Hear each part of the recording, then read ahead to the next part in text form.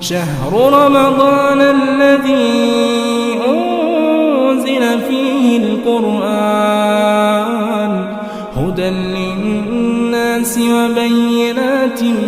من الهدى والفرقان فمن شهد منكم الشهر فليصمه ومن كان مريضا أو على سفر فعدة من أيام أخر يريد الله بكم اليسر ولا يريد بكم العسر ولتكملوا العدة ولتكبروا الله على